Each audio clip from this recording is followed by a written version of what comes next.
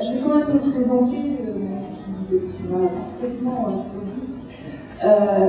Élodie Jorin, j'ai 30 ans, je suis directrice de magasin et vice-présidente du PRG06.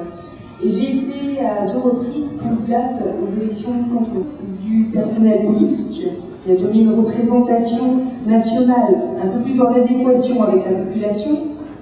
Elle a permis un certain renouvellement des candidats et donc des élus. Et ce qui est plutôt une bonne chose.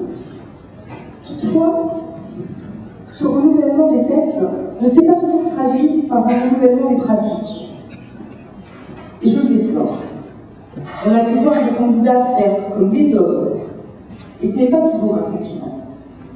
Je ne suis pas en train de dire que parce qu'on est une femme, on doit être une fois élu meilleur que les autres. Non. On doit être meilleur que les autres pour 2 raisons.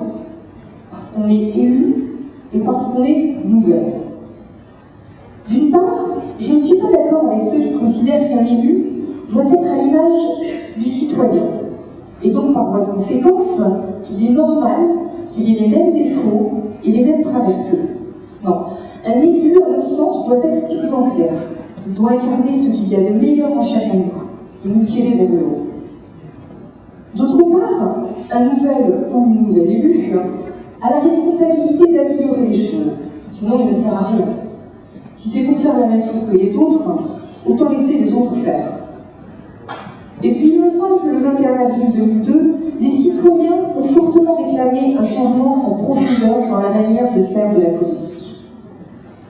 Pour moi, la question centrale est bien celle des pratiques politiques, qui doivent profondément évoluer, à la fois dans la campagne électorale et surtout pendant l'exercice du mandat.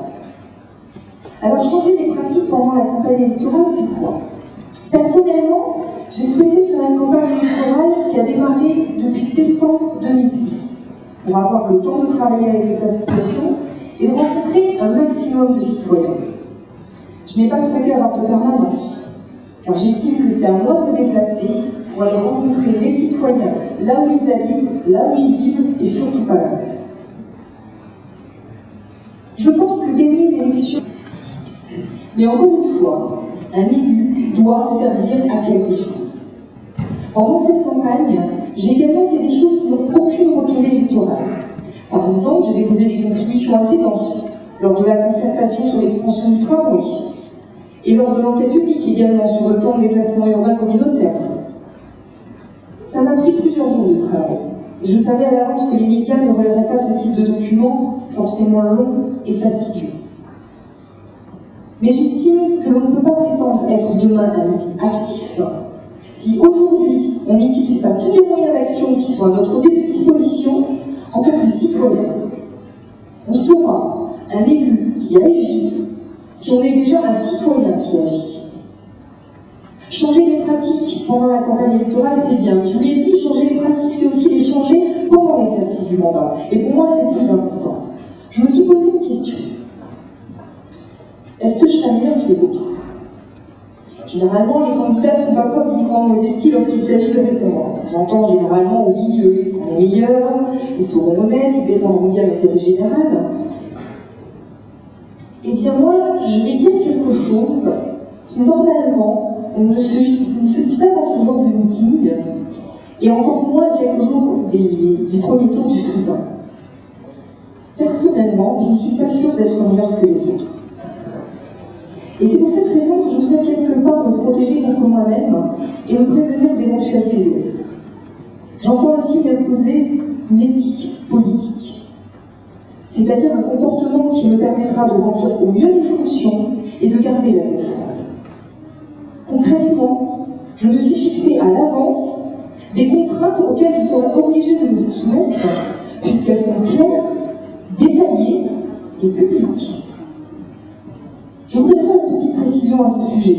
Une éthique, c'est une morale personnelle.